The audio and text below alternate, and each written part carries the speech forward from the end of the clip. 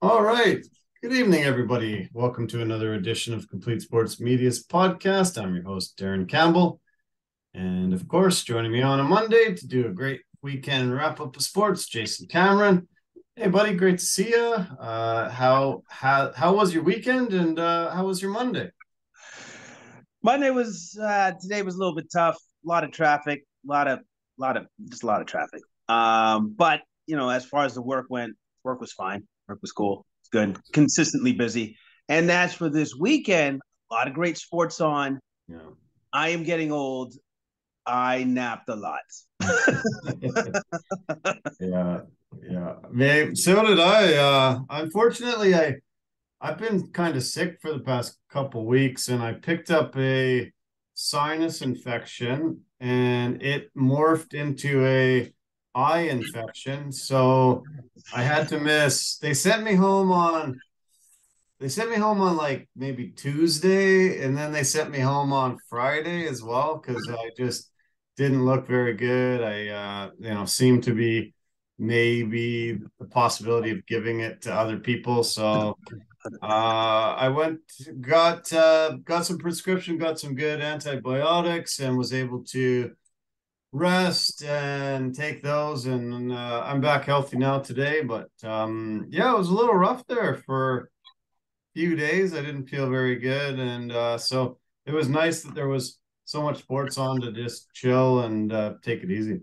Yeah, that's good. Now, my question to you is: were you so sick that people are like trying to sprinkle holy water on you? It's like, Yeah, get away from me! Like, yeah, ah! yeah. They were, yeah. There was this like, get away, get away. The Teamsters didn't even want me anywhere near the trucks, so yeah, it was like, all right, I guess I'm out of here, and Yeah. yeah, they just sent me home. I tested for COVID to check, and everything seemed to be fine. So, but yeah, these days when somebody's sick, they really act extra cautiously and just see you later. Yeah, we'll see you in a few days or something. So, Yeah. yeah, yeah, Well, at least the good thing is that you didn't have COVID. But like I guess when you try to hug too many people, it was like, no, Darren, no, no yeah. more That's it. Yeah.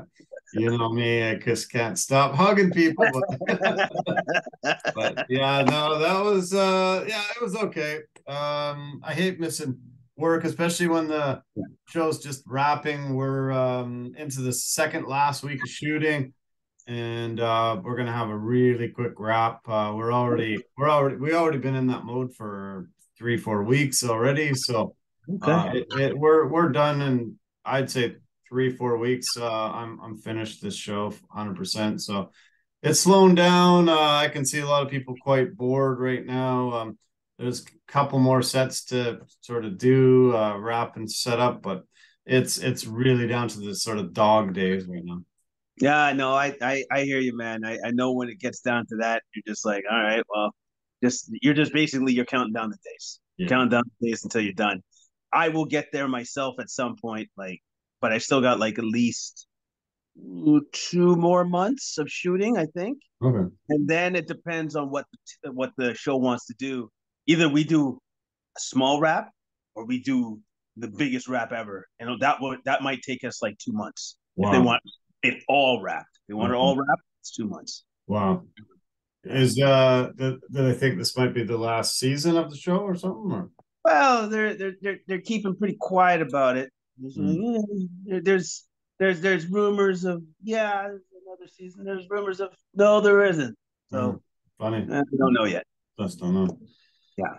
I see. Well, yeah, as we both said, lots of sports on. The divisional championships for the NFL. Four games happen on the weekend. We're down to the top four teams battling it out next weekend for the right to go to the Super Bowl. Yeah, there was a couple upsets, but yeah, it's definitely looking forward to breaking that down. UFC had their first pay-per-view of this year, UFC 283 out of Rio, Brazil. That'll be great. Lots of NBA action to talk about. And locally here, tons of drama regarding the Canucks coach. He was twisting in the wind. Bruce Boudreau was very, very loved around here and had done a great job. But they pulled the plug on him, fired him on Sunday. I guess the only good thing about this whole fiasco was that the fans got to really show their appreciation for him. They were chanting his name. They had tons of signs in the crowd. He got quite emotional in his last few moments on the bench, and then in the post-game press conferences, he was saying that this could be it. He might never coach another game in the NHL. He said he's been in the game 50 years, and this could have been it. So he was trying to soak it all in. But the Canucks management and ownership handled this really, really poorly. One of the worst firings I've ever seen. The new guy was knocking on the door for like a month, it seemed like, and it was pretty bad. One of the Canucks have had a lot of lows, but this was a pretty bad low. The way they left this guy twisting in the wind, and already had named his replacement way before the guy even started. It was kind of bizarre, but I'll miss Bruce Boudreau. He was great, fun guy, very personable, awesome to talk to. Always didn't he just said it like it was, and everybody appreciated him, and it's definitely sad to see him go. He just seemed to me, from what I saw from the outside looking in, that he held players accountable, and players respect that. Oh, yeah. First and foremost, he held players accountable. And so you're gonna have to remind me, how many years was he behind the bench for the Canucks? He came in partway through last year, and this was halfway through this year. So basically a year, really. He was only here a year. So then my question is, what did you expect him to do? Yeah. Like honestly, like if you're the ownership and your management for the Canucks, it's like, well, I guess he had 11 months and he didn't do enough. Yeah. So we're good. Like, it was bad. Like what coach do you think is gonna come in and be like, I'm gonna sprinkle some freaking pixie dust and we're gonna be awesome? Like what world do you live in? Yeah. Where you think like that? Like that's just utterly ridiculous to me. Utterly ridiculous. The Canucks the last 10 years since they made the Stanley Cup final, it's just been a revolving door. Tons of coaches, general managers, presidents. It's been sad. This organization is like a boat in the middle of the ocean, doesn't have any power, doesn't have anything. They just seem to be just drifting around. Nobody really knows the direction that they're wanting to go in. They bring people in and fire them really quite quickly, and it's been a fiasco. And I've been a fan of the Vancouver Canucks for pretty much my entire life, but right now it's very hard to throw my support behind them and try to watch games, be supportive of this team when it's just really, really, really not fun to see what they're doing. Would you say this? I'm going to throw something out there. This is going to sound horrible, but I think I might be right anyways. Are we the Phoenix Coyotes of the North? Are we that bad? Yeah, we're close, man. We're definitely close. I've been super shocked and surprised at just how poor this team continues to look. I think we lost a lot of respect around the league. I think a lot of people will question about coming here. We might lose free agents. We might lose really good coaches. We might lose the possibility of getting a lot of top talent around the league because of just the way this has been. The ownership just seems to be way too meddlesome, and they just don't let the powers that be handle their business and go about things. We brought in a new regime a couple of years ago, and or I guess it's just over a year ago now, and it doesn't seem like they know what they're doing. That nothing seems to have changed, and it's it's disgusting. It's terrible. I think you might be right that we might be the Arizona Coyotes of Canada, of the North, and yeah, I really can't believe that I could be saying that, but yeah, it's bad right now. Okay, so it seems that probably what the solution that we could possibly have to figure out the Canucks is new ownership. Yeah, yeah, that Like would be, yeah, literally new ownership, which yeah, unfortunately is never going to happen. But if it could, that might solve a lot of problems that they're having yeah, yeah, it sure could. Yeah, I don't see it happening in the right near future, but there have been a lot of troubles with this ownership group, and the only thing that's going to really change and make them want to sell is if the Canuck fans just start boycotting games, dropping down in attendance.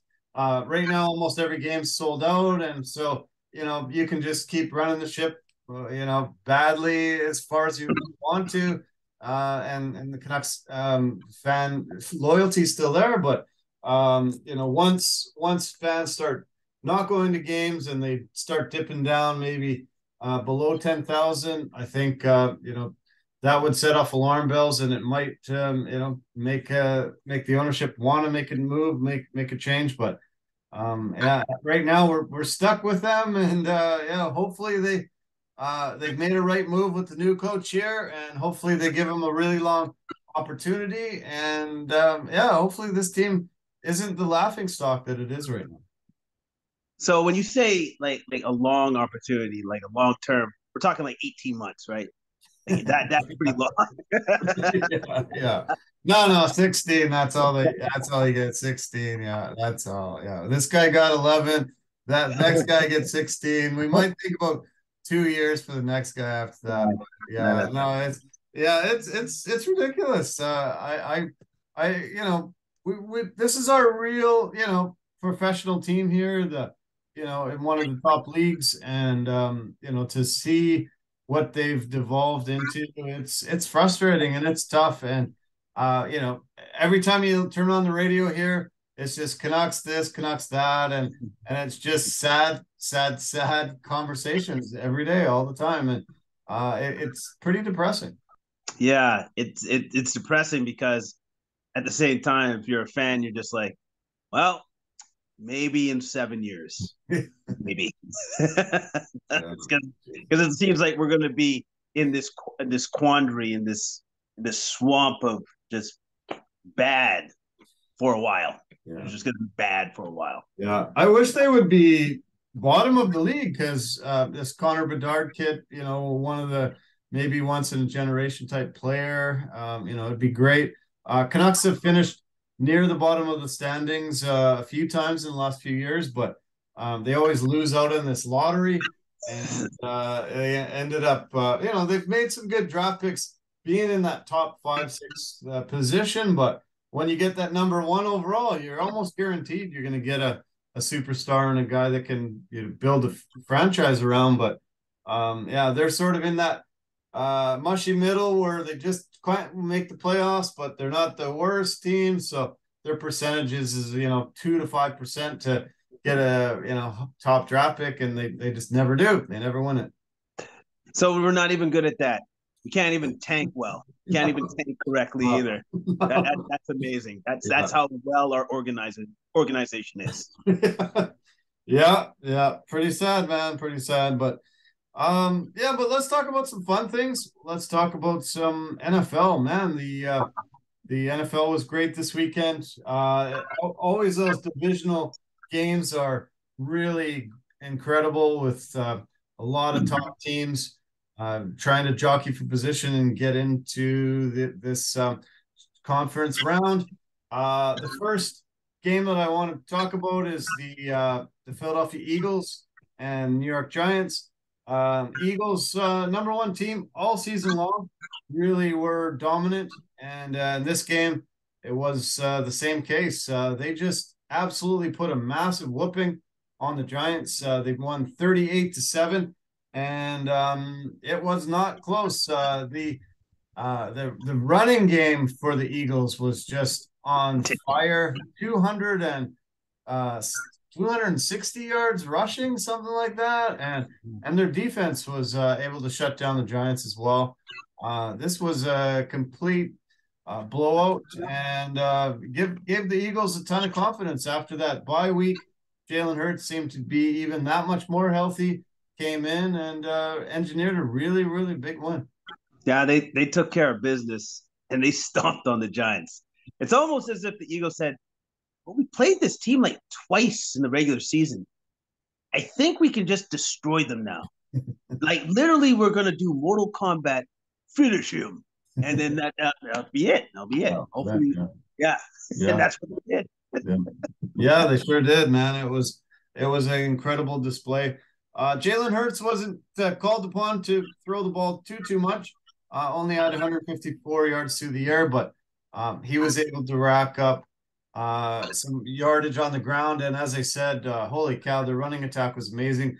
Gainwell had 112 yards on 12 carries with a touchdown. Sanders had 90 yards and 17 carries. Hurts punched it into the end zone himself. 9 carries, 34 yards. And even Boston Scott got a touchdown on his 6 carries. When a team has that much of a juggernaut running game, how do you beat them? How, they're able to just have long sustained drives and just eat up the clock, score every possession. And, it's going to be hard for almost any team to beat them when they're on like that. And when they're on like that, yes. And then also, too, keeping the opposition's defense on the field for that long, all of a sudden, you're just tiring them out. Yeah. And so every time they got to take the field, it's like the defense like, wait, is the off? Sorry about that. The offense is through. That's great. Now we got to take the field again. We're already tired because they just had the ball for the last 8 minutes straight. Yeah, it was awesome to watch. What a display. And Jalen Hurts seems to be getting closer and closer to 100%. A lot of worry about his shoulder.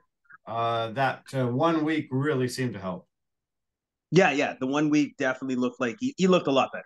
Looked a lot better, looked a lot more comfortable running the ball because the week before he literally didn't run it at all. So that was good for Philly fans to see him running the ball like that. And now the Eagles, they got a tough test ahead of them. Yeah, they got a tough test ahead of them. Yeah, they play host to the 49ers. That's the early game on Sunday, noon Pacific time, 3 p.m. Eastern time kickoff. That is going to be a battle of the Titans. The Niners came into this game against the Cowboys, and a lot of teams were like, this is a toss-up. We've got a Mr. Irrelevant rookie quarterback facing, a veteran in Dak Prescott. 2 amazing defenses against each other, weapons on both sides on the offense. But, man, the 49ers defense was just relentless, unbelievable. And these 2 defenses, the Eagles and the Niners facing each other, this is going to be an awesome display. No, it's going to be fantastic. It's going to be really good. I'm pretty sure the Eagles aren't going to be able to rush the ball like they did against the Giants, against the 49ers defense. That is not going to happen. Yeah. And I'm curious to see if Brock Purdy can continue his unbeaten streak. Yeah. So far. Unbeaten in his career. Pretty incredible for this guy. He just doesn't make mistakes. He just goes out there and throws the ball mostly short yardage and is just continuing to win. Does not throw that ball up for grabs. Is just very, very, very smart with the football, and when he's in any trouble, just throws it out of bounds. Shanahan must just love this kid coming in and being able to just continue this winning streak and keep the Niners rolling like this. Oh, yeah. Well, Shanahan was just like, I never even paid attention to you. I forgot your name for so many times. And now I just throw you in there and say, oh, he's good. Yeah. Great. All right. Yeah. What about the other side of the ball? Dak Prescott, could this have been his last game as a Cowboy? Could they move on from Dak? Is he able to ever get this team to the promised land they're paying him the money to? Great question. It's a possibility. Like it's a possibility that they could move on from him. I don't think they will. I think they may give him like another year or two just to see if he can get it done. Maybe add some more offensive weapons to his repertoire for next year and stuff. But what he needs to really focus on is his turnovers and putting the ball up for grabs. 2 interceptions again in this game, and a game that's that close where it was 9-9 going into the fourth. Can't do that.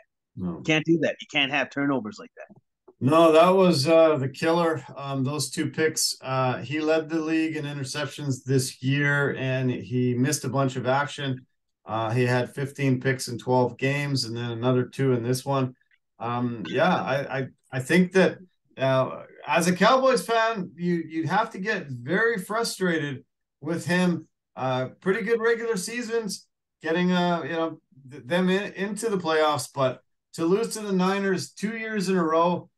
Last year on the ill-advised pass across the middle, didn't spike the ball down in time when the clock runs out. This year they had a absolute bizarre play for the last play of the game.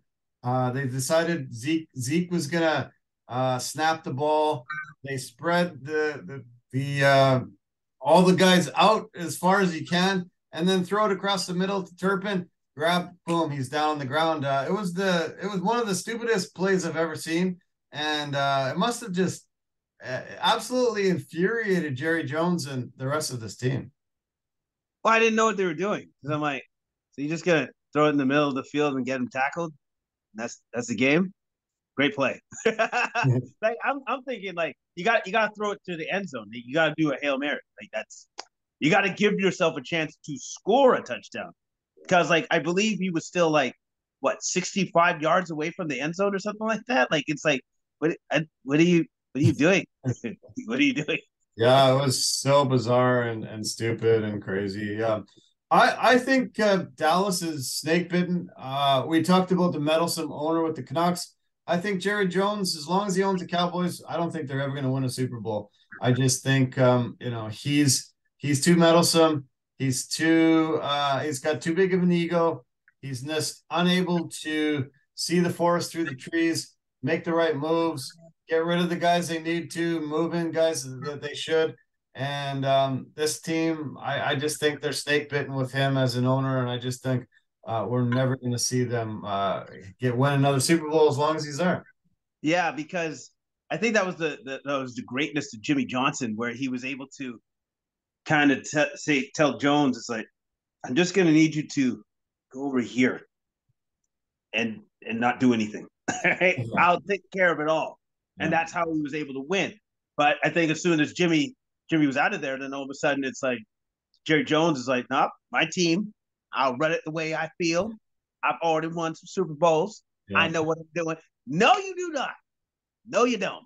Sometimes you got to let the professionals run the team because they know better than you. And I don't think he has the capacity to really do that. I don't think he has the capacity to just step away. I don't think he can do it. Yeah, it doesn't seem like his ego will allow it, and can't. He's got to bring in a great general manager, great coach.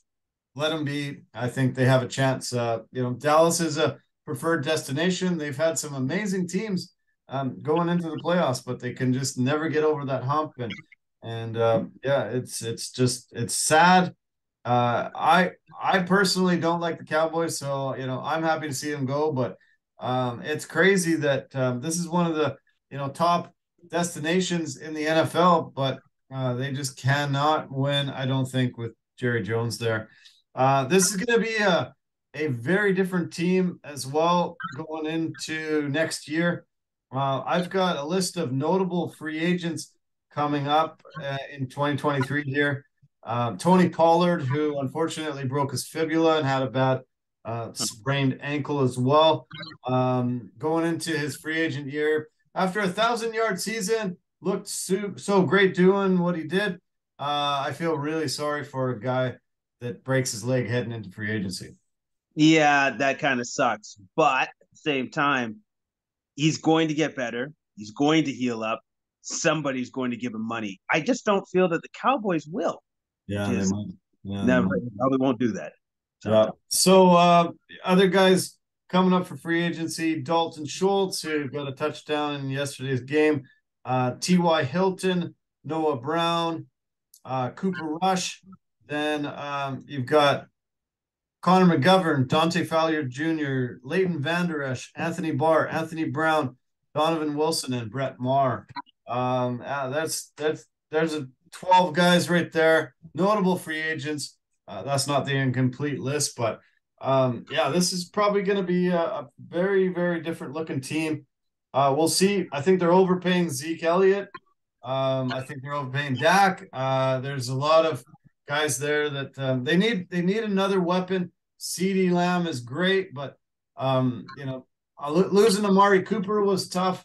I think if they had those two weapons as wideouts, I think they would have that would have benefited them a ton. And but we'll see. Yeah, we'll see what they put together. I think this was a really disappointing season for them. Do you think they're going to view it that way too? oh man. Yeah, because the team was good enough to make it to the NFC Championship game, at least, right? At least. And also, too, if they're looking at the 49ers thinking to themselves, well, that's their third string, right? Well, unfortunately, third string is really good. And also, too, you're dealing with the ultimate wizard, the man that I consider possibly just right behind Belichick for greatest coaches in Shanahan. Right. He has the pedigree, he has the bloodline. And then Yeah. also, too, if you look at how many championship games he's got the 49ers to with who again? Yeah. Yeah. You know what I mean? Yeah. No kidding. Yeah. Yeah. Seems So, like he's a wizard with whoever's under center there, and yeah. yeah, it's tough. Mike McCarthy, I think he lasts another year, but I think he was outcoached in this one, and yeah, he just doesn't seem to be that confident guy that you want on the sidelines and calling plays. I just don't think he's the guy that's going to take them where they want to go to. And also, too, I think there's something to that confidence where maybe he's not that confident in his quarterback either. At least when he was with Aaron Rodgers, he's like, no, you'll get it done, right? Yeah. It's Aaron Rodgers, right? But now it's Dak Prescott. Yeah, I don't know. Probably put that ball up for grabs again. Yeah. You know? Frustrating, yeah. I don't think Dak Prescott is a Super Bowl winning quarterback, and yeah, I think they've made a mistake hitching their wagon to him. I think they need to make a move and send him packing and get somebody else in there because I don't think he's the guy. So okay, so now we've got the Eagles hosting the Niners. Wow, like two Titans in the NFC. To me, definitely the two best teams. Great to see that when it's the two best teams in the conference. Where do you see this game going? Who do you think wins? I'm going to be honest. I think it's a coin flip. These teams are just that close to each other. Oh, man. Like, how about this? If the Eagles are able to solidify their run game to a certain extent, then I think that gives the Eagles an advantage. But I think the wild card in all of this is Brock Purdy. Yeah. I think he's the ultimate wild card. Like, I think however that guy plays for this, like, very much a pressure situation, and so far he's been ultimately fantastic in the playoffs. Depending on how he plays, he could be the guy that swings the whole game. Yeah. For the 49ers. Yeah, that's a very good observation for sure. I was thinking of a lot along the same lines. I think the Eagles can use a playbook that Dallas utilized in this past game because Dallas's defense was great. Dallas's defense deserves to get a chance at a Super Bowl. They're absolutely amazing, and I think the Eagles will be able to shut down the Niners mostly in a lot of ways. We talked lots this year about the Niners and all the weapons they have. The one catch that George Kittle made, that seemed to just shift the whole thing and finally get them an opportunity to march down and get that touchdown. But yeah, George Kittle stepped up. What a catch that was. That was an amazing catch where he was just like, fumbled it. And then once he finally caught it, I don't know if you remember, but he just missed the safety, almost decapitating him. Yeah. Yeah. Like he managed to just shift his weight out of the way so that safety didn't hit him like that. So fantastic play. And then obviously Christian McCaffrey, Mr. I can do everything, just runs it in for a touchdown. It was awesome. Yeah. He was mostly shut down through the game, but he got himself a touchdown and was big, definitely. So okay, let's switch to the AFC. We saw the Kansas City Chiefs. They hosted the upstart Jaguars, beat them 27-20. This game was really decided late as the Chiefs recovered a fumble and picked off Trevor Lawrence late as well. I thought this game was way closer than I expected. I thought the Chiefs would blow them out. The ankle sprain for Patrick Mahomes really was a big factor in this game. And I think it's going to be a big factor in the upcoming game as well. His mobility was definitely limited after that. I was shocked that he even came back into the game. I'm going to be honest. You see the instant replay of that, you're just like, you lucky he didn't break his leg. Like that was a big line. It looked similar. It looked similar to what happened to Pollard there for sure. Exactly, right? Like he was lucky that he didn't break his leg. And so, but at the same time, you got who's that guy again? Chad Henne comes into the game, goes 5 for 7, throws a touchdown. And you're just like, okay, that's pretty cool. That was awesome. Right? And so then I'm thinking to myself, all right, if I'm the Chiefs and that dude just did that, why don't I just keep him in until I feel that he can't do it anymore, right? But that's not what they did. They said, Mahomes, are you good? Not really. Doesn't matter. Get back up there. And they throw him back out there, and he's gaming, but at the same time, you can see how severely limited he was. But he got it done. He got it done. So yeah, well, this is the fifth straight appearance in the conference finals for the Chiefs since Mahomes and Andy Reid have been there. This team has been just one of the most elite teams in the league. And they've been able to put things together like crazy. Travis Kelce had a hell of a game. 14 catches for 100 yards and a couple touchdowns. Man, this guy is just the best tight end in the game by far. And what a safety blanket. What an incredible weapon for Mahomes. And another just phenomenal game for Kelce. Yeah, well, I guess that's what the best do. Right? Just like, hey, I know you can't even move right now. That's okay. Just throw me the ball. I'll catch it. And that's Mahomes is just like, yeah, I'm gonna have to do that. I'm just gonna have to throw you the ball. Yeah. And then that's the other thing that's just amazing about Mahomes, where like he's super hurt, right? But then he throws that jumping left-footed jumping past the Valdez-Scantling in the back of the end zone, and you're like, wait, what? How did he do that again? Yeah. The guy amazes me. He amazes me all the time, and it just adds to his legend. It just does. It just adds to his legend. Yeah, you're right. It sure does. Yeah, he is. He's incredible and proving it all the time. Just an amazing talent. I think it's maybe their third or fourth string running back. Isaiah Pacheco came in, had only 12 carries for 96 yards. They were able to get a lot of guys carries in this game, and it was smart game planning. As I mentioned, Kelce was the big weapon there. Okay, what about the Jags? Is this looked at as a successful season after missing the playoffs, being really quite the fiasco last year, being able to make it all the way this far? Did they chalk it up and say, hey, this was actually a good year? Absolutely. Who would have thought that they would get this close to the AFC Championship game?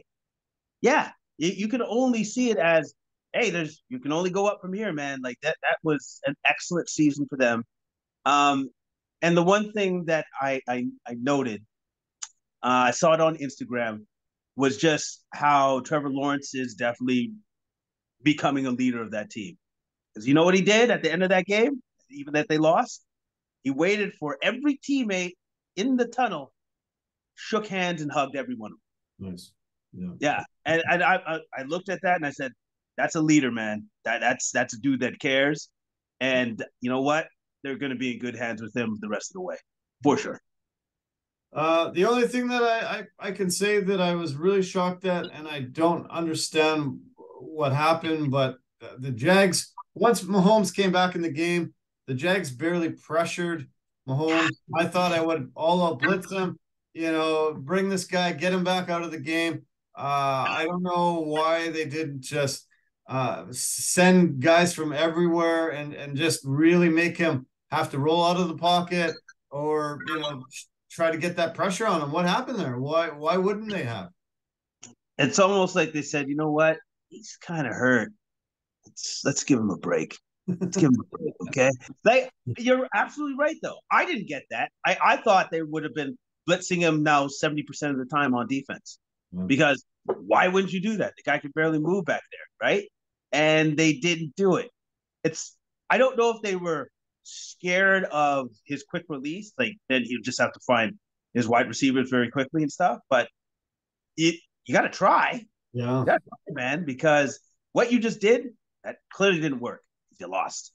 Yeah, so that was a shocker to me. When you got somebody down and hurt like that, you got to just put your foot on their throat and just make sure that they're going out and. To let Mahomes still stand in the pocket with no pressure just shocked me. And I don't see their next opponent doing that. I think the Bengals are going to rush the living hell out of Mahomes and put the pressure on him. And I think the Jags had an opportunity to win there. That was their only chance, really, I thought, to win. And they blew it. They really blew it. Yeah, they did. They had an opportunity. They had a golden opportunity, a golden ticket, so to speak, and they just didn't cash it in. So now we get to go home. Okay, I mentioned the Chiefs' next opponent, Bengals. Their kickoff is Sunday in KC, 3:30 Pacific, 6:30 Eastern time at Arrowhead.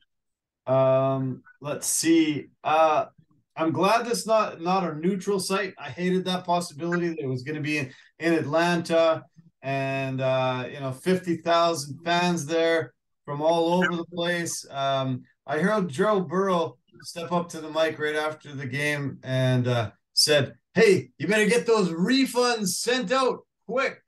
And he was pretty. I think he was choked because everybody had assumed the Bills were going to win this. They were going to take it. And, it was going to a neutral site. And he said, no, not going to happen. Better send out those refunds now. This is a Bengals team that turned it around second half of the season. Obviously, last year's rise and trip all the way to the Super Bowl was not a fluke. This team is really solid. Down 3 offensive linemen going into this one. You were thinking, oh, man, another one where they could get derailed with a leaky offensive line. But incredible game plan. Got into Joe Burrow's hands. He got it out within 2.5 seconds.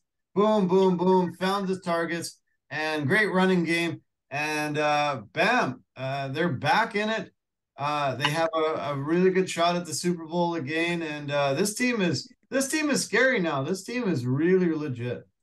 The thing that I was most impressed by, even with they were out like 3 offensive linemen, the Bengals controlled the line of scrimmage on both sides of the ball. Both sides of the ball. They utterly dominated the Bills on both sides of the ball. Yeah. That was what impressed me the most. Where I'm like, my goodness, the battle of the line, Bengals are slaughtering the Bills. Yeah, slaughtering them. That was great, wasn't it? Yeah. I couldn't believe how dominant they were. Yeah. They took their spinach that day for Yeah. sure. All of them did. It was shocking because you think, okay, Orchard Park, home for the Bills, snow. You got Josh Allen, you got this juggernaut team that's hard to beat in Buffalo, and this was not even close. Bengals got the ball first, marched down, scored a touchdown. Bills got it 3-and-out immediately. Bengals go down, score another touchdown, 14-0. It's over right then and there. The Bills scored 10 points. That game is over a few minutes into the game, and I'm shocked. This was probably, I think this was Josh Allen's worst game in the NFL. First game he's ever not thrown a touchdown. Lowest point total of the season. Just on and on and on. I could throw out stats there, but like you say, both sides of the ball were dominated by the Bengals, and I don't think a lot of people thought it would be like this. No, man. And then also, too, on top of that, it wasn't even close. Like, the Bengals just literally blew them out. I honestly thought that the Bills would have that special something because of what happened to them all. All right? Yeah, I did think that. I thought that until the Bengals just said, we were part of that game as well. And you know what? Yeah. We want to win. Yeah. More than you. Yeah. Yeah, this did seem like a team of destiny. After DeMar went down and he was able to recover, he was at the game. They kept showing shots of him. It was hard to see him through the snow, but he was there, and you'd have thought that they were going to rally behind this and they were going to pull this out. Even when they went down, you still thought, okay, this team's got a great offense. They're going to be able to put some points on the board, but this is crazy. They've won 47 games in the last 4 seasons, but they're only 4-4 in the playoffs. And I don't know. I think they're missing that one piece, just like most of the teams. They need that second wideout that's consistently able to catch that ball. If they can double team Diggs, then they needed that second guy that can get that ball. And I think that was sorely lacking. I don't know what happened to the running game in this one. The running game for the Bengals was just so dominant compared to the Bills. And that was huge because those drives were sustained long. They were able to get rushing attack as well as little passes out of the backfield. And it was an amazing game plan by Zach Taylor. Joe Burrow perfected it. And this team is off to the conference championships again. Yeah, and Joe Mixon, 20 carries for 105 yards and a touchdown, and Burrows, 2 TDs, 242 yards, no picks. Yeah. And the shots he took downfield were the shots he needed to take. Yeah. And Jamar Chase was usually there for him to catch the ball. And then, and that, just what you said right there, where Diggs needs another guy. I don't think Gabe Davis is that guy. But with Burrow's team, he's got Chase and he's got Higgins. Yeah. You could argue that both of them are number ones. Yeah. So with that being said, so he has his choice of guys he can pass to, So and Burrow, again, just cooler than the other side of the pillow. Doesn't rush, always takes his time. Like, it just seems like he's always in control of the situation. Yeah. So I am super looking forward to him going against Mahomes. I don't know if Mahomes is going to have Wolverine recuperative powers. Be like, no, I'm good. Ankle's fine. Let's do this. Or he's just going to gut it out again and just be like, I only got one good leg. I can take Burrow. I can take him down. Yeah. One good. The most amazing thing is Joe Burrow's never lost to the Kansas City Chiefs. They beat them 3 times in 13 months. And Burrow is not afraid of the Chiefs at all. Lots of the other teams in the league have been. And Burrow should have had massive PTSD after last Super Bowl where he sacked 10 times. Never seemed to be able to get any time. This year he just said, okay, even if I don't got an offensive line, I can still beat you. Here we go. And man, this guy, like you say, as cool as the other side of the pillow. And he's becoming one of the elite quarterbacks in the NFL now. Oh yeah, no, and also too, he's one of those guys. It's Yeah, I'm always going to be in the playoffs. Yeah, I'm always going to be there. And Mahomes, I'm coming for you. And almost like Mahomes is like, yeah, that's the one moron that I can't seem to beat. If I'm putting money on this game, I'm actually putting money on the Bengals. I think with Mahomes banged up, that mobility issue will be tough. I'm going to send the kitchen sink if I'm the Bengals and, do what the Jags couldn't do, either knock him out of the game or force him to run. And he's not going to be able to do those magic Mahomes passes we've seen on one leg that's so compromised. High ankle sprains are really, really, really painful, very hard to recover from. Takes months, usually months and months. And there's no way he's 100% going into this game. No, man, you're right. There's no way. Like the last time I heard of somebody with a bad high ankle sprain was Cooper Kupp. He went under the knife. He had surgery, right? So those things can be super, super damaging. And like I said, I do not. I think he's going to be compromised. There's no way he's going to be able to heal up enough that he's going to be fine for the game. Yeah. My pick is the Bengals, Eagles going in here. You think who would you say is going to meet in the Super Bowl? Bengals, 49ers. Bengals, 49ers. Okay. Yeah, Brock Purdy. Yeah, the darling of the NFL. And then, like, I can just already see, like, the storylines. It's like, pick last. Almost like pick last in a pickup game. Nobody cared about the little guy. But he knew better. Yeah, that would be amazing. Absolutely amazing.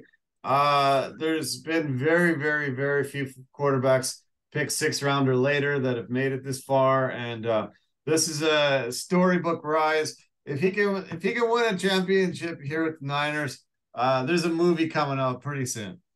Yeah, and also too, I think he wins the Super Bowl. He goes, so I start next year, right? Right. Yeah. Trey Lance, who? Jimmy G, who? Like, those guys out of town. Yeah.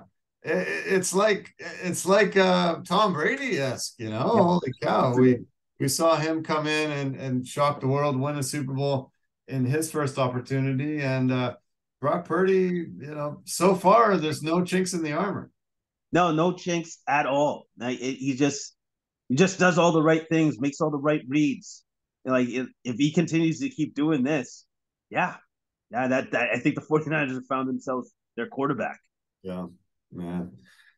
Yeah, well, I'm excited. I'm sure looking forward to those two games. Man, this is when NFL football is elite. You got the top 4 teams, absolutely the best of the best, and these should be 2 titanic battles. Yeah, it's going to be 2 titanic battles. I expect both games to be super close and super entertaining. Yeah, I can't wait. I cannot wait. I guess Brett Maher, with all his troubles kicking the ball, we'll see. He's a free agent now. Not sure what happened. Yeah, that was shocking when he got the extra point blocked. And I'm thinking, oh, man, the Cowboys are in trouble. The guy cannot make a kick. It didn't seem to matter. It didn't change anything. Sean Payton today interviewed for the Panthers position, head coach position. He's been all around, and we'll see where he stops. A lot of coaches are interviewing for positions, getting ready to. Wink Martindale was in for the Colts head job today. We'll see. Lots of moving pieces in the head coaching ranks, and it's going to be interesting to see who lands where. So are you telling me the Colts didn't keep Jeff Saturday? How weird is that? No. No. Well, I guess it's not a done deal because, somebody's got to say yes to the job. But I think they will be moving on from Jeff Saturday. That is surprising. That is surprising. Yeah, man. Well, okay. That was great. Great coverage of the NFL. Let's talk about the first pay-per-view card of 2023, UFC 283 from Rio de Janeiro, Brazil. 3-year wait for those Brazilian fans. I was actually kind of disappointed in the energy of the crowd there. I thought we would feel the same as we felt when they went to the UK. Some of the cards in the last couple of years have been dynamic once we had the fans back, but I felt like they weren't, very into it at a lot of points during the night, and especially with so many Brazilians as part of the card. You know what? Now that you mention it, you're right. They were a little bit more subdued for Brazilians. Yeah, you're right. Like it did seem like it was lacking something. Plus, on top of that, I don't know how it could have been. It was a great card. Yeah, It was fantastic. super stacked card. Yeah, for sure, and tons of Brazilians, as I mentioned. I was really looking forward to this quadrilogy between Davison Figueiredo and Brandon Moreno. I was kind of disgusted that they started throwing tons of stuff as Moreno was exiting the cage and trying to get back to the dressing rooms. Even in the main event, Glover Teixeira had to say, okay, I'm going to walk with Hill back to the dressing rooms, so don't throw stuff at us because you're going to hit me too. He had to implore the crowd to be cool and not chuck stuff. That's not cool. Why was that happening? I love the Brazilian crowds. Normally, they're amazingly sportsmanship and super respectful, but there was a bad element there that were throwing stuff at Moreno for that performance. That was ridiculous. Yeah, that was ridiculous. You can be mad at the stoppage, but that's not Moreno's fault. No. That's not Moreno's fault at all. Like he won that fight. Plus, on top of that, I'm going to add this. I don't think Davison even won any rounds up to that point, anyways. No. I didn't believe he did. No, so, I thought he was down 3 rounds for sure. Yeah, yeah. So, like I don't know what the complaint is, but yeah, that shouldn't be tolerated. Yeah. And you know what? Like if I'm the UFC, I'm like, well, if you guys are gonna act like that, well, I guess we'll see in another 3 years. Maybe we won't. Yeah, bring another card there. Yeah, I was disappointed. I was really excited, looking forward to seeing legends in Brazil. Haven't had a card there. You know, they Royce Gracie and the Gracie family came from Brazil, set up the UFC in America, but the ties and the links back to Brazil have always been there. And this was a card that I had been anticipating for a long, long time. Really happy to go back there. You get to see tons of Brazilians in the crowd, tons of the legends there. Royce was there. That was really awesome to see. We got to see Shogun Rua's retirement fight in Brazil. We knew that was coming. Glover Teixeira actually retired as well, and we did not know that was coming, but we got to see 2 retirements for 2 Brazilian legends. And Jose Aldo was named to the Hall of Fame there. So, there should have been absolute pandemonium going on there. If this is in Canada and all those legends of the sport were there, the place would have just had the roof blown right off of it. Yeah, you're absolutely right. And yet, again, there was this weird, subdued like atmosphere to it where you're just like, aren't you happy? These are your legends. These are literally your MMA heroes. Yeah. And you're not really showing as much love or affection as I thought they would have. Because Brazilians are usually very passionate people. Yeah. I didn't feel the passion that I thought I would have felt. Yeah, me too. Okay, let's get into the main event and talk about that. This was a great matchup. I thought on paper, wow, really, really solid matchup. Jamal Hill has been on a meteoric rise. He had only raised up to number 7 ranked, but because of some weird things that had happened, we lost Yuri Prochazka to a bad shoulder injury. Horrible fight just happened a month ago between Magomed Ankalaev and Jan Blachowicz, and they didn't deserve a rematch. So boom, this fight was put together quick, and suddenly we were going to see a light heavyweight battle. Glover Teixeira got the belt about a year ago after such a long storied career, was able to really finally be the champ. You thought maybe he had the edge here. against Hill, but that was not the case. Hill beat up Glover really badly. A lot of people thought that this fight should have been stopped early. Glover is just incredibly tough, amazing chin on him, and he took a bad beating. It's nice to see when they allow a champion, former champion, keep going and going. I don't know where I land on if it should have been stopped earlier or not, but this was a hell of a battle, and Jamal Hill really proved that he deserves the crown and is now the new UFC light heavyweight champ. And also too, like throughout the course of that fight, the one damaging strike that Glover couldn't seem to avoid was the left high kick. Yeah. Left high kick, and when he blocked it, even with the one arm, that's not enough of a block. Like that was a heavy kick, and it shook his brain more than a couple times, especially in the third round. I think he shook his brain in the fourth round. I want to say he even shook his brain in the fifth round. So he managed to get that kick through a ton. And Jamal Hill was able to put together combinations, get him up against the fence, throw those uppercuts, deadly uppercuts. I will say this though, Glover Teixeira is an animal. Like he's a savage. Like how do you survive that and come back firing? Yeah, like old man. That was the thing. Yeah, that was the thing that he just kept him in it because he would take 4, 5, 6 shots and then he would fire back shots that would actually land and be pretty telling. So yeah, he's a savage, absolute monster that just could not would not quit and just kept at it. It must have been tough for the ref. Okay, it's time to stop. No, he's actually still fighting. Holy cow, he landed some shots there. Should I? No, okay, here it goes. And it was unbelievable to watch it. Unbelievable. Yeah, exactly. And that's what I kept seeing. That he took a hellacious beating, but he always fired back with something, even at the end of it. So it showed incredible heart. And you know what? That fight kind of epitomized his whole career. Yeah. It really did. It epitomized his whole career. And he went down fighting. Yeah. He went down fighting. So you know what? And he's got nothing to be ashamed of. Like if that's it for him, which I believe it is, since he did retire. I don't think he's going to be doing the comeback thing. I don't think he's going to be doing that. I doubt it. Yeah.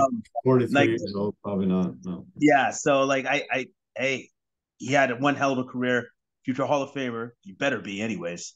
And I think he's really accomplished everything he ever wanted to do in the sport.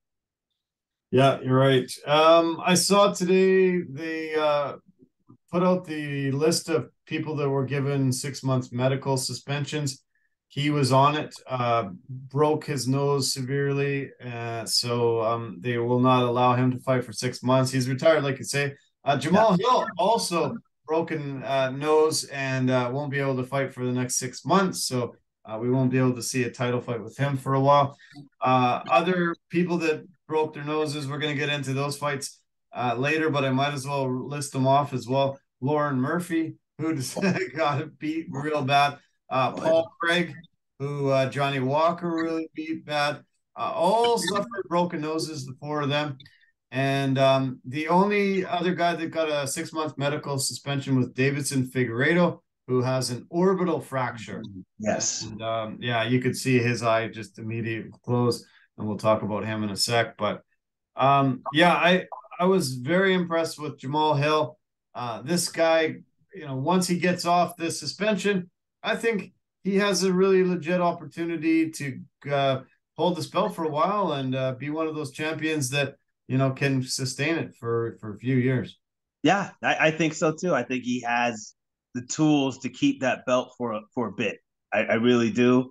And great win for him. And you could see all the emotion come out of him at the end of that fight and stuff. And luckily, like, the Brazilian fans couldn't throw that far into the octagon, so that was cool. And so he had his moment, and that was cool. That was cool to see. Yeah. Were you surprised at Glover's retirement? Yes and no. I honestly thought that the end was coming for him anyways. Like, you can only fight for so long, man. And like, he's closing in on 40, right? No, he's 43. Oh, sorry. So he's 43, right? and you know what? Like, okay, so 2 more years, you're 45, and you're 5 years away from 50. Yeah, man. I think you've done enough.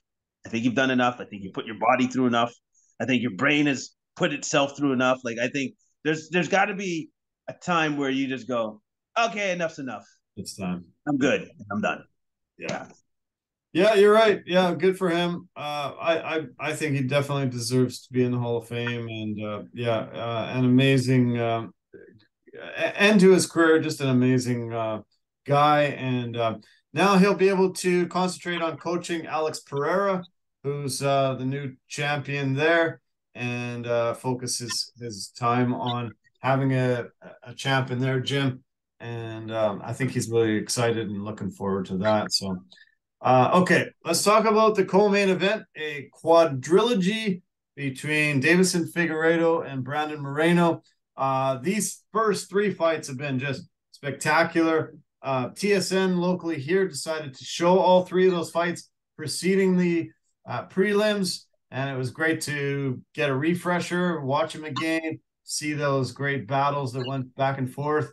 And this is finally an opportunity for one guy to just stamp it and say, I'm the best out of these two guys. I should be considered one of the greatest flyweights of all time. And Brandon Moreno gets to bring the belt back to Mexico. First and only Mexican-born champion in the UFC history. There was not a dry eye in the place when he won it the first time. Amazing to see him accomplish it again. He dominated this fight, 3 rounds. I thought he won all 3 rounds. It was sad to see that Figueiredo got the orbital fracture from a punch. The thumb hit the side of the eye. Must have just broke the orbital bone there. Once it closed, I'm glad they stopped it. It would not have been good to see him fighting just one eye. Tough for Figueiredo, but Brandon Moreno is the new champion, and man, this guy is amazing. What a career and what an accomplishment. Great victory here. Great victory. Fantastic victory. I thought this was the fight where I thought that Brandon Moreno finally figured Figueiredo out. Right. I thought he figured him out. He seemed to be a step ahead the entire fight. Very timely takedowns when he wanted to do the takedowns. And he was more patient, especially with his counterattacks and how he approached Figueiredo. He was throwing the combinations while Figueiredo was only throwing one shot at a time. Yeah. There was differences there in that entirety of that fight. And then when he landed that left that basically closed Figueiredo's eye, Figueiredo put his hand out to say, no, I thought that was like a finger to the eye. And I guess it kind of was, and it kind of wasn't. Yeah. It was like kind of in that gray area, right? Because he did receive the punch, damaged the eye, and then as he was pulling the punch away, I think the thumb got in the eye somehow, right? So, anyways, regardless of all of that, I thought Moreno, just like yourself, won all 3 rounds, and it wasn't close, really. No.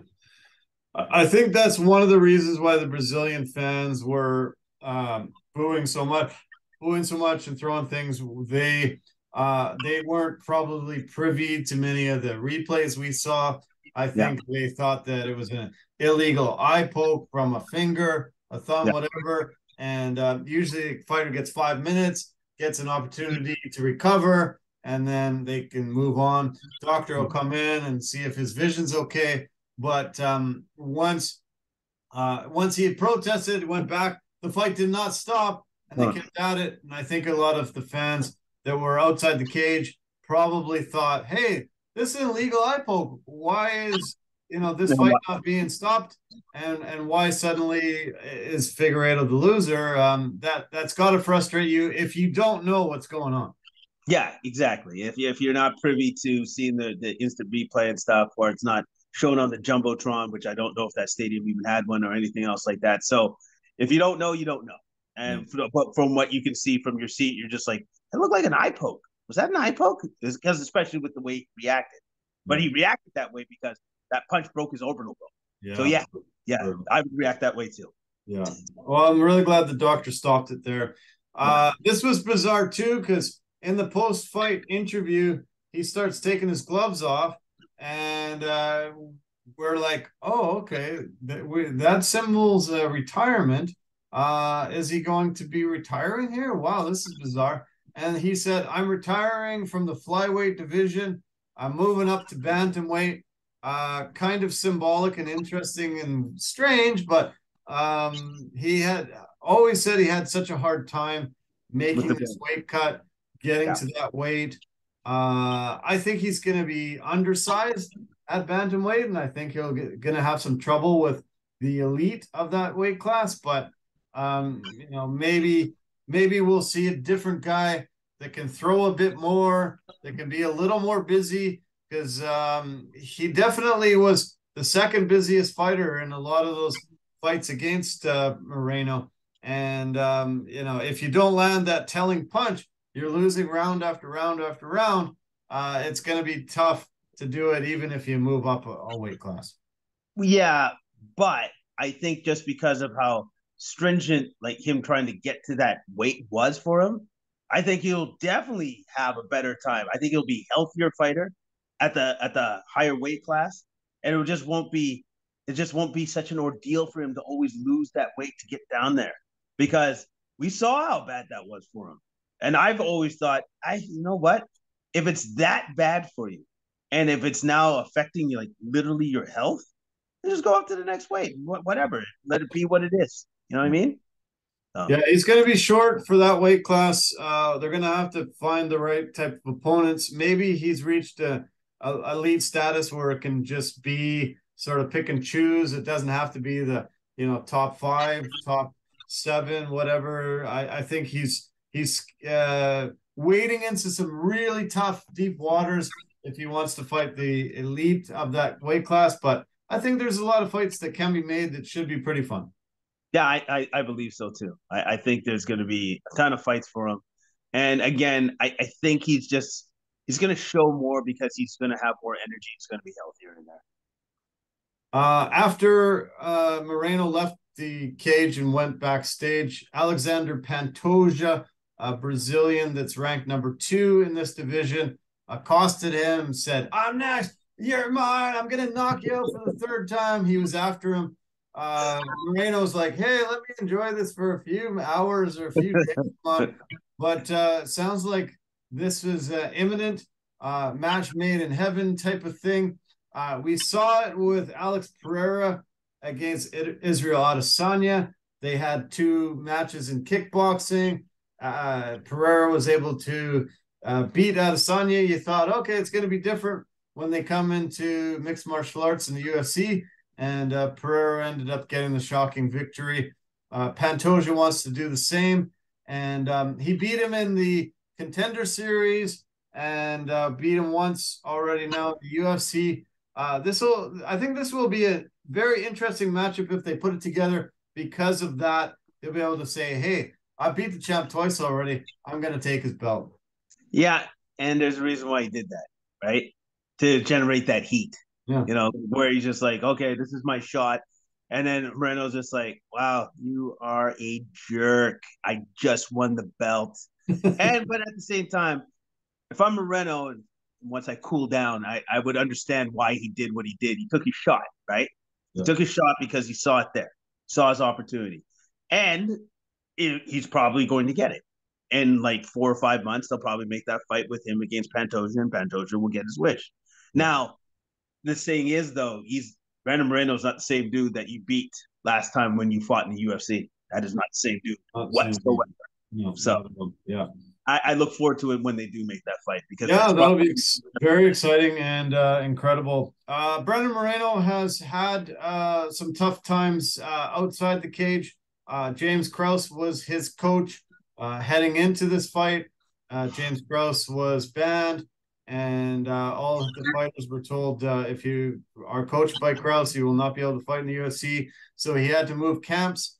He chose Fortis MMA. Saif Saud is his coach, and really good performance, very good coaching. They had 6 weeks to get the game plan together. And I thought Moreno looked better than he ever has. And shout out to him. That must have been pretty crazy for Moreno to have to deal with all that outside and certainly shift camps to try to get a guy in there that can help you win the title. Yeah, of course. Like that must have been pretty crazy for anybody in James Krause's camp, period. Where it's like, wait, the FBI just kicked down that dude's door? Oh, yeah, he's probably going to go to jail. Okay, great. I need to find a new camp pronto. And especially if you're Moreno going, oh, man, I got a championship, belt thing to do. Oh, this is great. But he managed to pivot quickly and find a camp that suits him to the extreme because look what he was able to do. And like you said, he looked better than he ever has in any of his fights against Figueiredo. So yeah, it was impressive, that's for sure. Very impressive. And I'm looking forward to seeing Moreno back in action soon. Hopefully they put together something really quickly. Okay, let's start flying through the rest of the card. We had a great welterweight battle between Gilbert Burns and Neil Magny. Burns was able to get the incredible triangle choke, arm triangle, and get the big submission victory. Didn't last very long. He got his takedown. Not very much resistance from Magny to get the takedown. And then just had to keep transitioning to the point where he could finally sink in a submission, and he got the win. Here's a funny thing for you. Burns actually listened to his wife for this particular fight, where his wife asked him, please don't get into a firefight and just finish it quick. Submission. Good. Nice. Burns listened and did exactly what his wife wanted him to do. Nice. And so well, after that Khamzat Chimaev fight, I thought he needed to get a better game plan. Don't get into such a battle, and this was absolutely perfect to a T. Perfect to a T. Yeah, perfect to a T. Orchestrated the game plan just flawlessly, and because Neil Magny's a great fighter, and he made him look like he's not even close to his level. Yeah, not at all. Yeah, it was a great win for Burns, and great to see him back on the winning track. He called out Colby Covington. I'd love to see that happen. Usually a lot of guys say a lot of bad things about Covington. He said, no, him and Covington have actually had a lot of good words. And he said, the guy basically just puts on the persona for the media and try to hype up fights. But he said, no, he's a pretty good dude. And but I do look forward to fighting him. And I think it'll be a good battle. So hopefully the UFC can put that together. Okay, there was a women's fight on the main card. I looked at it going in and thought, bad matchup, a bit bad mismatch. Nobody likes to see men hit women, and this was almost to the point where you were looking at a man hitting a woman here. Jessica Andrade.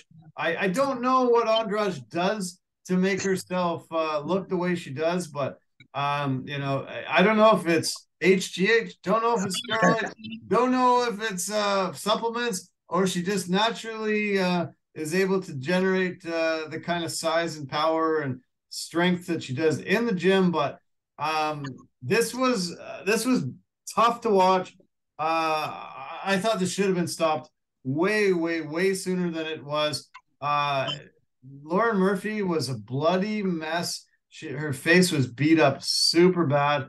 And she, as I mentioned earlier, broke her nose. Bad shape. It's going to take her a while to recover from this. This was not good. I did not enjoy this fight. I don't like seeing somebody get beat up that bad when it's such a mismatch. It was a super mismatch. Like Andrade went into that octagon, felt Lauren Murphy's power, and said, "Wow, I don't have anything to worry about coming back to me. Like nothing. So I'm just going to just keep marching forward, and eventually I should get her out of there, right?" Well, Lauren Murphy is super tough and couldn't, but made Lauren Murphy's face look like hamburger by the end. Yeah. Like kicks, she hurt her with everything. Jeez. I'm pretty sure like the next day, Lauren Murphy probably couldn't move because she hit her so hard, so many times for 3 rounds straight. I was amazed that Lauren Murphy's corner didn't even consider throwing in the towel. Wow. I guess maybe that's what she wanted. Maybe she had that private conversation with her coaches and said, you don't stop this fight. Like that does happen. But at the same time, the coaches have a responsibility and a duty to protect their fighters. They failed that miserably in this fight because after that second round, if you're trying to tell me that Lauren Murphy still had a chance to win this fight, you're freaking. No, she did not. No chance. Zero. I actually had it scored 10-8, all 3 rounds for Andrade. The judges ended up scoring it 30-25 across the board, but this was such a brutal beatdown. Her face looked horrible, and I am very shocked that her corner didn't say, time to fight a new day. You're just taking too much abuse. Andrade is one of the toughest girls to ever step into the octagon, and 15-7 now in the UFC, 24-9 record, and Lauren Murphy is only 8-6 in the UFC, and is just on a different level. I hope that the UFC matchmakers look at this and make sure they don't do this again, because this really, I think, sometimes can shed a light. And if somebody was watching this for the first time, they're going to be like, maybe I won't watch that. It's too brutal. It's too bloody. It's not a sport for me. And they could have lost fans. They could have had fans that tuned in for the first time that will never tune back. Yeah, because like you tune into this stuff too for competition. There was no competition in this fight. There was none. You just saw somebody else beating up the other person for 15 minutes straight. Yeah. And that's not enjoyable television for me. No, I hated it, and I wish they didn't put this card to fight together. But on to the next. Let's talk about the fight that kicked off the main card. We had Paul Craig, who we both love. You say, watch your arms. Do not get into any type of grappling situations with this guy, because he'll rip your arm right off. Well, Johnny Walker has had his ups and downs in the UFC, but this one was an amazing performance. After he threw a kick, Paul Craig caught it. Johnny Walker just landed some serious shots, took Paul Craig down to the ground with the shots, and then started hammer fisting him into submission. It was a brutal beatdown. One of Johnny Walker's, if not the best performance ever he's had in his career. Yeah, he threw that right front kick. Paul Craig caught it, and he said, "Oh, you can keep it. Cool. I'm just gonna be punching you in the head with my right hand." Like, he drove his fist into his head so many times, and then eventually Paul Craig crumbled, and he just kept hammering him until the ref stopped it. Great win by Walker. Did the worm after in celebration, where I'm like, didn't you dislocate your shoulder last time you do that? Oh, okay, he's going for it again, bringing it back. Yeah. Good for him. Yeah, anyway, great. Yeah, I hated seeing him do that. He should not do that, because he did get injured pretty badly from the worm and the celebration before. But yeah, this was ugly. When a fighter catches a kick, suddenly their both hands are tied up now, and they have no defense to stop kicks, stop punches, stop things from coming.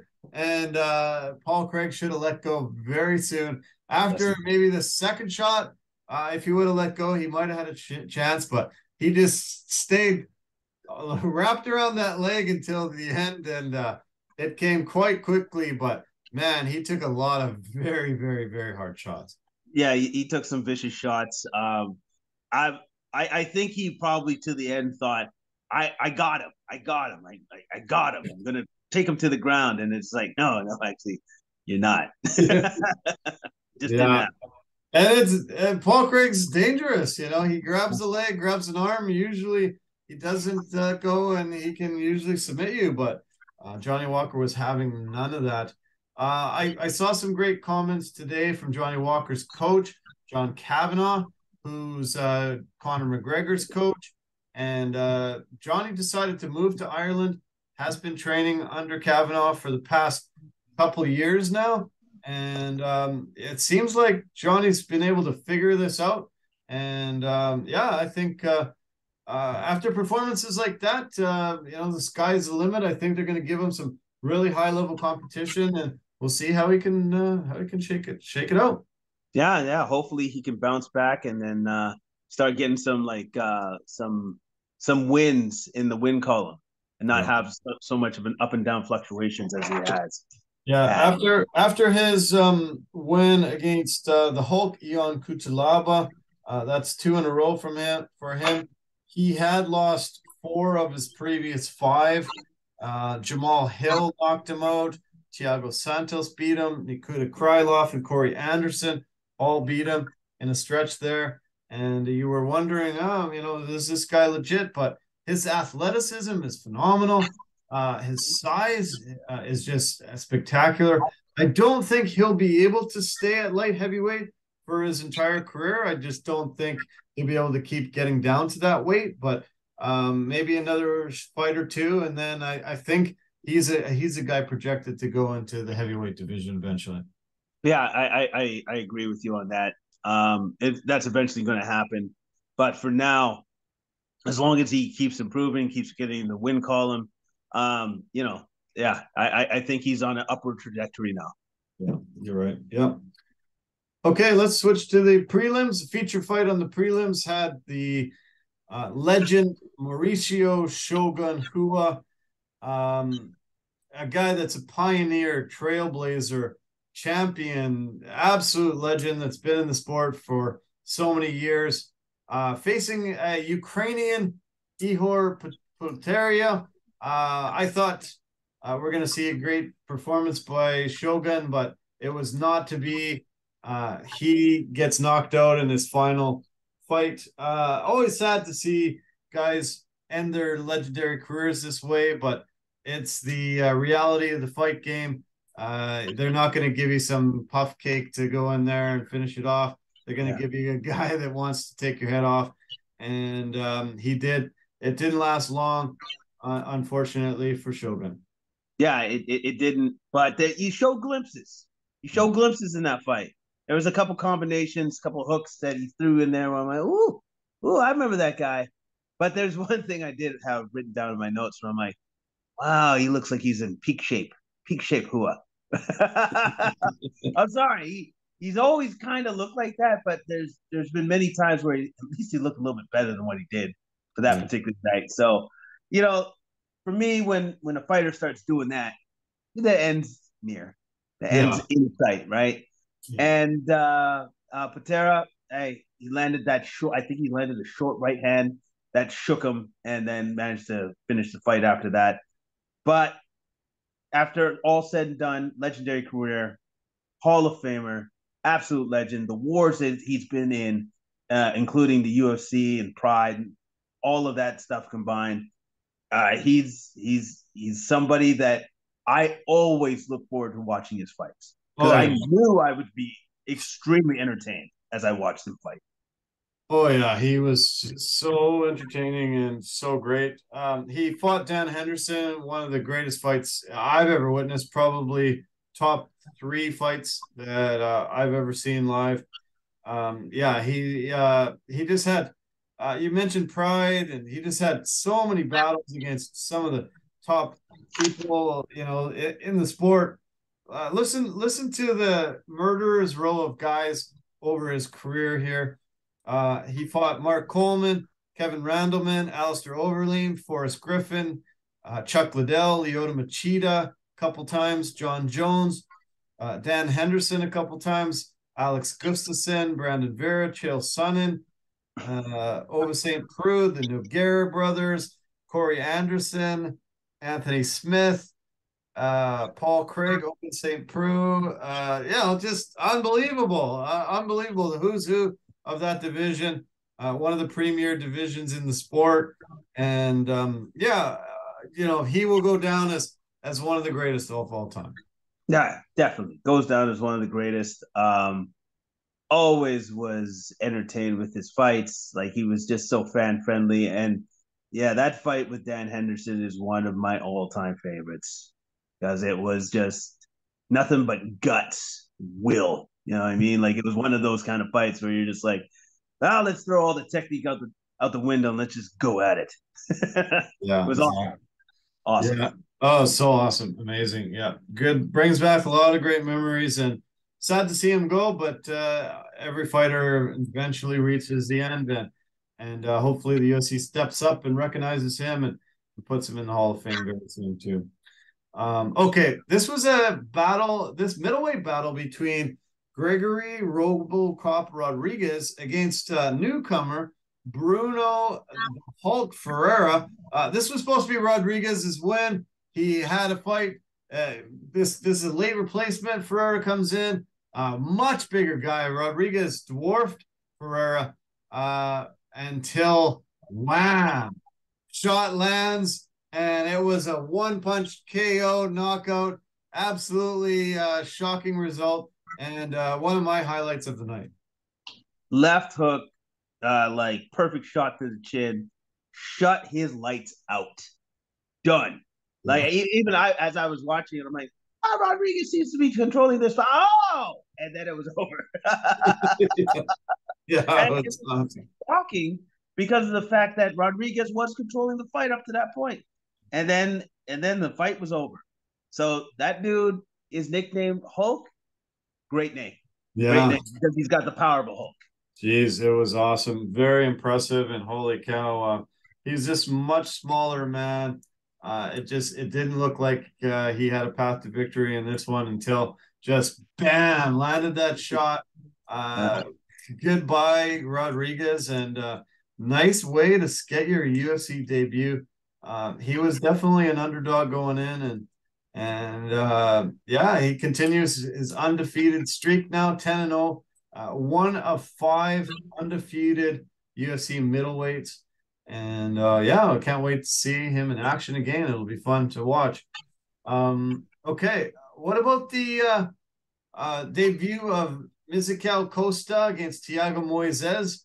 Moises, to me, was the dominant fighter in this one. He was able to end up getting a rear naked choke. It wasn't under the chin, and so I'm not really sure why there was such a quick tap. It was kind of over his mouth and maybe hurting his chin, but Moises gets the big victory. Yeah, Moises gets the big victory. Just slowly but surely broke down Costa with the takedowns, and Costa was beginning to accept the positioning on the mat more and more. He was feisty at first, and then it was just like, he got tired out, and Moises was relentless until finally he was able to get the back in the second round and get the win with the rear naked choke submission. Moises looked great, looked good, and I think, though, Costa will be a good fighter in the UFC. I think he was just outmatched in this particular fight. Yeah, you're right. Yeah, you're right. I think he has a potential great Brazilian, and he just got a little gassed, and Moises took advantage. So, okay, we had 2 brothers making their UFC debuts. Gabriel Bonfim is the guy we're going to talk about next. He was able to get a submission victory only 49 seconds into his UFC debut. He said he was massively energized by his brother's victory that happened earlier in the card. He was able to just end up getting the guillotine when Lazzez shot for a double leg takedown, and he just dog on a bone was able to sink it in, and there's no way Lazzez could get out of it. Really impressive guillotine choke submission. Less than a minute into your UFC debut. 45 seconds. 45 seconds. I will say this: Lazzez made a mistake, a technical mistake. He put his neck out there when he tried to take him to the ground. And Bonfim saw that and immediately capitalized on it. And that was like within half a second, he had that cinched up, took him to the ground, rolled him up, and it was over. It was over. Lazez knew it. He was just like, maybe I can wriggle it. No wriggling out. You're going to die. You don't tap. Yeah. And he got $50K for that performance. And that was pretty impressive. Very nice way to get your debut performance. There was another 5 fights on the is it 5 or holy cow, there was actually 6 fights in the early prelims. I know you didn't get a chance to see much of this, but I'll just fly through. Jelton Almeida, an amazing KO performance from him. Cody Stamen got the decision win. Ismail Bonfi, he got his knockout 2 minutes and 17 seconds in. Terrence McKinney. This double knee, if you haven't seen it, Jason, if the viewers and listeners haven't seen it, watch this fight. Oh my God, this flying double knee that he lands on Terrence McKinney is amazing. Got him $50K. One of the knockouts of the year, if not ever. It was spectacular. And look out, these two guys, 2 different weight classes coming in, same card. It's going to be pretty cool to watch these guys rise. Yeah, that's awesome that both brothers got the win, and especially with Ismail getting the win over a very dangerous Terrence McKinney. Yeah, I never thought he would have a chance of winning that fight. To be honest. Yeah, no kidding. Yeah. Awesome card all around. Loved it. I really enjoyed it. I'm glad they put such a stacked card together. I was not impressed with the Brazilian crowd, but hey, hopefully it's not 3 years before they go back there and they can redeem themselves. I don't know why the crowd was subdued. It was kind of weird, but man, if I was there, I would have been losing my mind. There was just so many great stoppages, so many awesome performances, and this was a hell of a night. We've got 1 week off before we've got Derek the Black Beast Lewis and Sergey Spivak, the heavyweight co-main event, coming up in 2 weeks' time. Yeah, it's going to be great to see the Black Beast. I think he was supposed to fight earlier, but unfortunately he had some health issues that didn't allow him to fight. So hopefully he has that all figured out, and I'm going to enjoy seeing him back in the octagon, fighting again and knocking people out. I've lost some of your audio. Oh, can you hear me? Hear me? Can you hear me? We've lost your audio, kind of. Okay, all right, hold on. Okay, now? No, you sound like you're in a tunnel or something. Oh. Wonder what would have changed. I don't know. There you go. That's better. Oh. Yeah. Okay. Whatever you pressed, it helped. I don't know what I did. I pressed the volume button and then things got better. Anyway, going back to what I said, I look forward to seeing the Black Beast just knocking people out. And Sergey Spivak, man, good luck. Good luck to you. Yeah, exactly. Okay, well, let's just end it with some NBA talk. There was some interesting things over the weekend. Some great things coming this week. Really excited about some things. I want to say congratulations to DeMar DeRozan. He's playing in his 1,000th NBA game today. The longtime Raptor is playing great in Chicago and having one of those career years there. And I think many more years to come. Even though he's played 1,000 games, I think we're gonna still see him for quite a few years. Oh yeah. He's still got it. He's still so good, and kind of had a resurgence in Chicago. So I expect great things from him still going forward for sure in his career. Lakers made a big trade today. They acquired Rui Hachimura from the Washington Wizards for Kendrick Nunn and 3 second-round picks. they said they needed to get a forward in there to help them out, and the Japanese native Rui Hachimura is the guy. Well, that it's definitely going to add some size to the rotation of the Lakers and some defensive help for sure. I think it's a good pickup for them, and I think he's going to fit in well with LeBron, who loves dishing to like very smart, intelligent players, which is what Rui Hachimura is. Yeah. I think Kendrick Nunn's now going to start scoring about 30 points a game with Washington, just like most of the former Lakers that they send away. Suddenly they become all-stars, and some of the great players. Kendrick Nunn, I love this guy, and I think if he gets a good chance in Washington, I think sky's the limit. No, I think so too. I don't think he was utilized properly in the Lakers system. I honestly didn't. I think a new team will do him good. Yeah. Okay. Speaking of the Lakers, there was an altercation at the Lakers game on the weekend between Shannon Sharpe and almost the entire Memphis Grizzlies team. He got into it with Steven Adams, John Morant, Dylan Brooks, and a bunch of others. Even John Morant's dad got into it. Sharpe was screaming and yelling and carrying on quite a bit. He had a really lengthy apology today on Undisputed, the show he does with Skip Bayless on FS1. He apologized to everybody and anybody. The list was massively long. This was kind of crazy. I was quite shocked at how out of control it got. Yeah, awesome. Like WWE-ish. I was just like, and at one point in time, I said to myself, what if Shannon Sharpe and Steven Adams actually get into it? I'm going to be honest. Great fight. I would love to see it. I would love to see it. I'm like, I don't know who's going to win that fight. That's going to be a good one.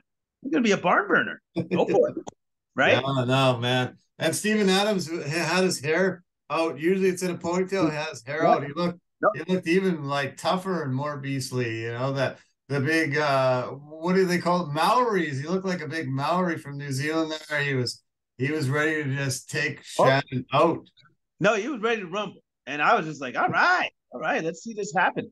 But at the same time, I'm just looking at it going like, what happened? Like, what would set this guy off like that? Yeah. And by the way, so it also demonstrated to me that there's a difference in like levels for people, celebrityhood. Right. So Shannon Sharpe should have been like escorted off the property for that. Yeah. He was not. He was allowed to stay. Yeah. Anybody else does that, they're gone. Gone. Yeah. They're gone.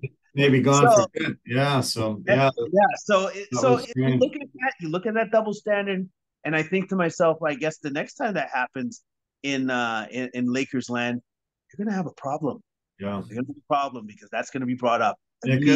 It could have got much worse than it did. Luckily, security got involved. Luckily, cooler heads prevailed and no punches were thrown. But for a former Hall of Fame football player sitting sideline, you're just supposed to enjoy the game, have a couple bevvies, but don't let it get out of control. That was out of control, and that was not we should be letting the fans interact with players like that. And you're right, double standard. Anybody else in the world out of there and maybe not coming back for a while.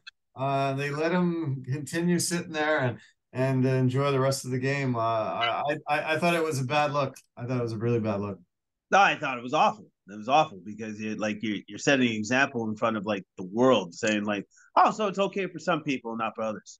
Good stuff. Yeah, way to go. Right on. Yeah. Okay, continuing on with the Lakers. On Sunday, they had a massive 25-point comeback on the Portland Trailblazers. At halftime, they trailed them by 25 points. The second biggest comeback on the NBA season. This actually matched the largest second-half comeback of LeBron James' 20-year career. LeBron had 17 points of his 37 in that third quarter to start the comeback. And now he's only 224 points away from passing Kareem Abdul-Jabbar for the all-time points scored in history of the sport. Crazy comeback. I did not see this coming. I flicked it back and forth a few times during this game and was shocked that the Lakers pulled this one out. Yeah. He's still really good. That's all I can say. He's still really good. I saw off Instagram like some of his numbers after he's turned like he just recently turned 38. Like he's been averaging like 34, 35 points since he turned 38. And I'm just looking at it going, how are you doing that? Nobody else can do that. Nobody else has ever done that. Nobody else has ever done what he's doing right now. No. And 19, you're 20, you're 24, 28. So shocking, so spectacular. Yeah, it's amazing. Every week it seems like I see these types of notes. Never in history has this been done. Never he's been able to just blow our minds. He's averaged 35 points, 9.6 rebounds, and 8 assists in the past 10 games. Fourth player in NBA history to average that in a 10-game span. And the first over the age of 29. And he's 38 in his 20th season. Some guys don't even make it into the NBA until they're in their 20s, early 21, 22. He started at 18, 20th season, and he's doing this kind of stuff. He was named Player of the Week this week in the Western Conference for the 67th time in his career. Second place all time. Second place for the most Player of the Week, Kobe Bryant. 33 times he was named NBA Player of the Week. LeBron has more than doubled Kobe Bryant, 67th Player of the Week. This is his second Player of the Week in January.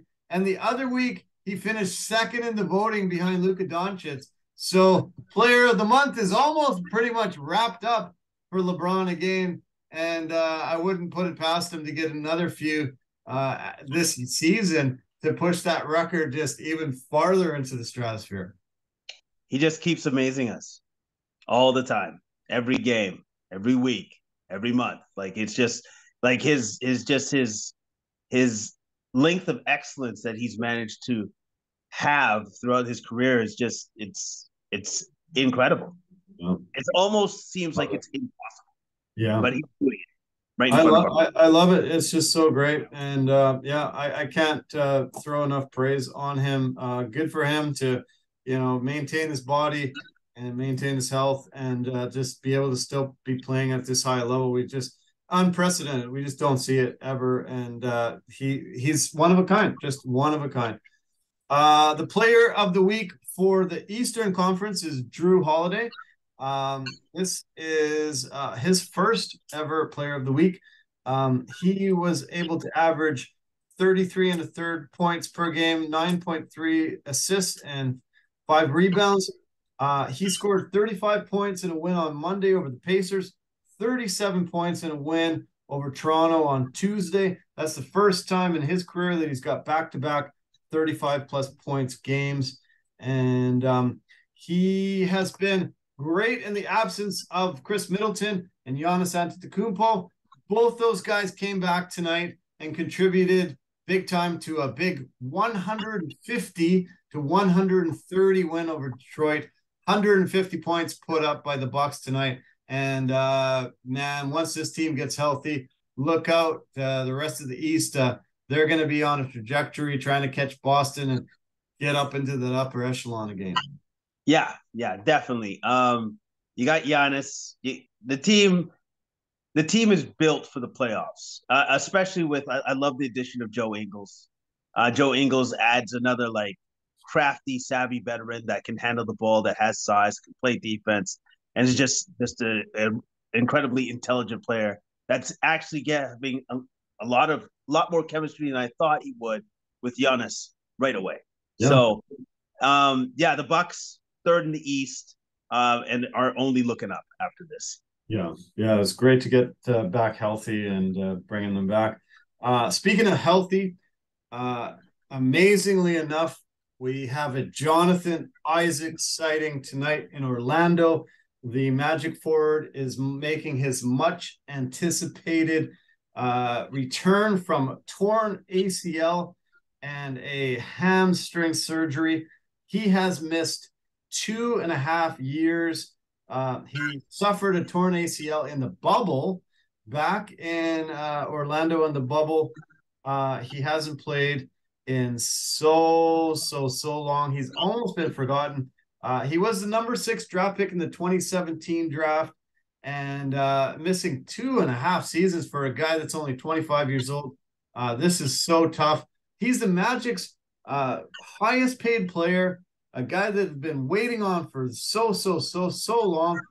So glad to see him back, and hopefully he can get back to 100% health, and the Magic can get back a guy that they've really dearly missed for so long. Yeah, like as soon as you said his name, I'm like, wait, who was that again? Oh yeah, I remember him. Yes, that's how long he's been out, and I root for him. I hope nothing but the best. But as it's been shown, these guys won't get it all back right away. It took Klay Thompson some time before he was able to round into form. It's going to take this man some time before he rounds into form. But at least the great thing is he has the rest of the season to get there, and then build from that going into the next season after that, so that now that he has his legs underneath him, feels the weight of the NBA again, then he can really begin to grow again. Yeah. You said build. Orlando is rebuilding, trying to get some new pieces and trying to start this up. There are only 3 players on the current roster for Orlando that played with Jonathan Isaac. Only Markelle Fultz, Terrence Ross, and Mo Bamba are only 3 guys left from the last time he suited up. That's pretty insane. He's making $17.4 million this season. He has 2 seasons left after this year on his big 4-year contract that he signed when he was 21 years old. He also has, as I mentioned, a right hamstring injury that he had surgery on just 10 months ago. So not only recovering from the knee injury, but the hamstring injury too. So this will be a long road. He was able to play 3 games in the G League over the past couple of weeks here. He was able to average 16 points in 18 minutes, which is pretty decent to see. And he played in 134 regular season games in those first 3 seasons he played 75 in that year that Orlando made the playoffs. Their only playoff appearance in the past 10 seasons. He's a guy that really can make a difference if he can get back to full health. Yeah, he can definitely make a difference. He just needs to stay healthy enough to make said difference. Today is the 23rd of January. 2 historic moments on the 23rd of January, both from the Golden State Warriors. On January 23rd, 2015, Klay Thompson set the record for most points in a quarter with 37.